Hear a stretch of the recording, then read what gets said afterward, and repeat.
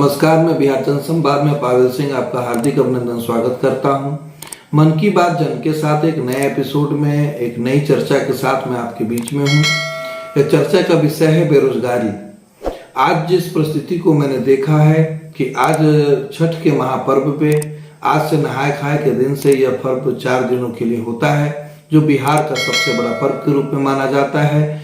इसमें सभी जो बिहार से बाहर प्रवासी भाई जो हमारे रहते हैं उन लोगों का भी बिहार में आगमन होता है। और यहाँ जो मैंने देखने का काम किया कि जिस तरीके से ट्रेन की स्थिति जो देख रहा हूँ कि रिजर्वेशन में भी पैर रखने का जगह नहीं है, बसों से लोग बार यात्रा करके बिहार पहुँचने का काम कर रहे हैं। और यह सबसे बड़ी जो परिस्थिति जो देखने को मिल रहा है कि बिहार की जनसंख्या 13 करोड़ 40 लाख के करीब है। इस जनसंख्या में पुरुषों की संख्या जो है वह 6 करोड़ 69 लाख और 7,000 कुछ 61 के करीब में इनकी संख्या है। महिलाओं की संख्या 6 करोड़ 15 लाख 3,302 की संख्या है। और बिहार की मैं आपको बात बता दूं कि बिहार आबादी के मामले में तीसरा सबसे लार्जेस्ट राज्य के रूप में तीसरा राज्य के रूप में माना जाता है।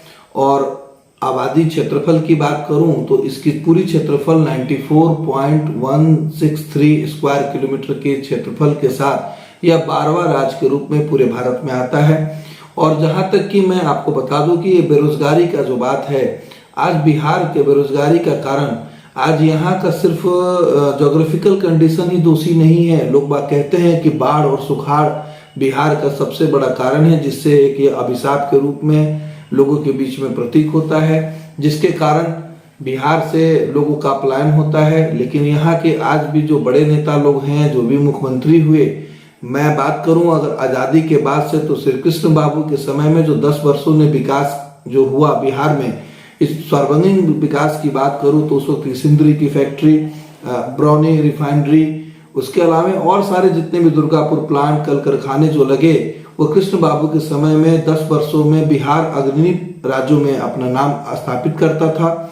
लेकिन आज जिस परिस्थिति से बिहार गुजर रहा है, इस 30 वर्षों के शासनकाल में जो महागठबंधन के जो नेता दोनों साथ में हैं, मैं उन लोगों के बारे में आपको बताना चाहता हूं कि लालू जी के राज में 1990 से लेकर 2005 के बीच में मात्र रोजगार की बात अगर हम करें तो मात्र 95,700 कुछ लोगों को रोजगार मिला इस 15 वर्षों में।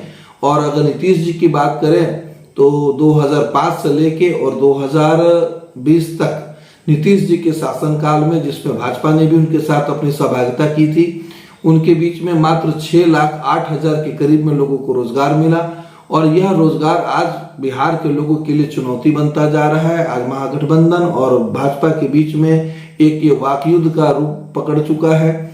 आज 10 लाख लोगों के रोजगार देने की जो बात वो करते हैं, उसमें मात्र अभी हमने थोड़े दिन पहले पेपर के माध्यम से देखा था कि 1,000 लोगों को मात्र रोजगार मिला। और उसको उन लोगों ने किस तरीके से पूरे बिहार में प्रचलित करने का काम किया। और यह अगर आप कंपैरिजन की बात करें तो 10 लाख लोगों को नौकरी देने में अगर 1,000 लोगों को नियुक्ति पत्र दी गई तो यह मात्र 0.01% की परसेंटेज के रूप में हम लोगों को देखने को मिलता है। तो मुझे नहीं समझ में आता कि 15 वर्ष में मात्र 6,08,000 की नौकरी और 15 वर्ष में लालू जी राबड़ी जी के रात में 95,000, तो ये दोनों मिला के अगर देखा जाए तो यह 7 लाख के करीब की नौकरी। और यह 3 वर्ष और बच गया है इस बिहार सरकार के पास काम करने के लिए। तो जिस सूबे में आज 3 वर्षों में बनाम 30 वर्ष में 7 लाख नौकरी, क्या यह बिहार सरकार 10 लाख नौकरी युवाओं को यह दे पाएगी? यह बहुत बड़ी चुनौती का सवाल है। यह सवाल चुनौतीपूर्ण है।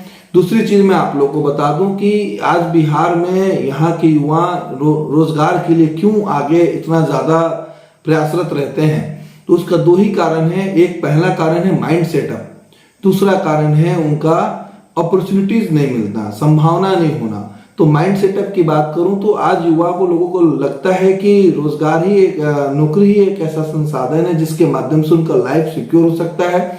आज बिहार में IAS ऑफिसर्स की भी नौकरी की बात करें तो उनको भी अगर शादी विवाह, उनके जो पारिवारिक दृष्टिकोण, जो उनकी बनावट है, वो सब चीज को देखें तो शादी से लेके सब कुछ उस नौकरी पे डिपेंडेंट होता है। एक क्लर्क जो चपरासी होता है वो उसकी भी नौकरी होने पे उसको दहेज के रूप में 5 लाख रुपए तक का भी दहेज मिलता है और एक IAS ऑफिसर को 1 करोड़ से लेकर 3 करोड़ तक का दहेज मिलता है। तो लोग नौकरी को ज्यादा प्राथमिकता देते हैं बिहार के सामाजिक परिवेश में, जो कि कहीं ना कहीं माइंड सेटअप का देन है। लोगों के दिमाग में आता है कि नौकरी हो तो वो सिक्योर हो, जबकि मेरे नजर से नौकरी की जहां बात की जाती है सिक्योरिटी तो ऐसा कुछ मिलता नहीं है। आज बेरोजगारी की बात करें तो पूरे देश में 7% से ज्यादा आपका बेरोजगारी का रेट कई वर्षों से गिरने का नाम नहीं ले रहा है। दूसरी चीज मैं आपको बताना चाहता हूं, अपॉर्चुनिटीज की बात कर रहा हूं मैं।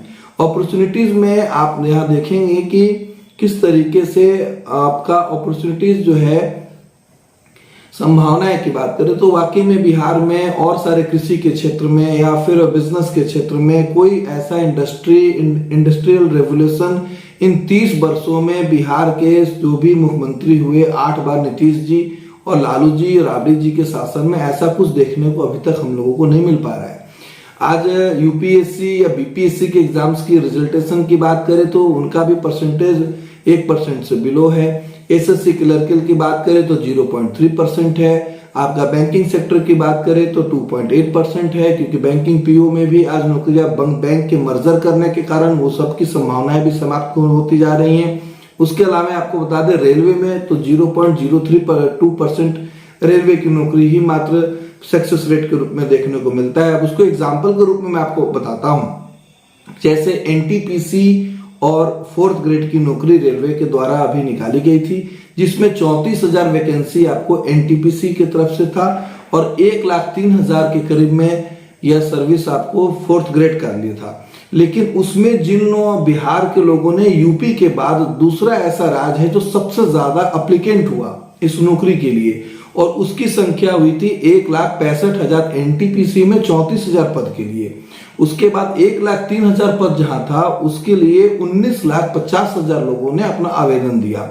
अब मैं आपको बात करना चाहता हूं कि ये पार्टिसिपेंट्स इतना ज्यादा रहा, और इस पार्टिसिपेंट्स को देखते हुए मैं आपको बताऊं कि एसएससी क्लर्कल में भी 39,33,119 लोगों ने अप्लीकेंट किया था पूरे हिंदुस्तान से, जिसमें अगर बिहार की अगर हम बात करें या हिंदी पट्टी की बात करें तो उसमें आपको 13 लाख के करीब में हिंदी पट्टी में यूपी के बाद बिहार आता है। इन लोगों का अप्लीकेंट सबसे ज्यादा था। उसके अलावा कांस्टेबल ग्रुप डी की ग्रुप की नौकरी की बात करें तो उसमें 71,74,579 लोगों की बात करें तो उसमें 23,29,591 लोगों ने, सिर्फ बिहार से 32% लोगों ने कांस्टेबल के लिए भी अपना अप्लीकेंट किया था। अब ये चीज देखने का विषय है कि CMIE का रिपोर्ट जो है, अनएम्प्लॉयमेंट रेट जो है पूरे देश का 6.43 है और उसमें बिहार की संख्या जो है वो 11.4% है।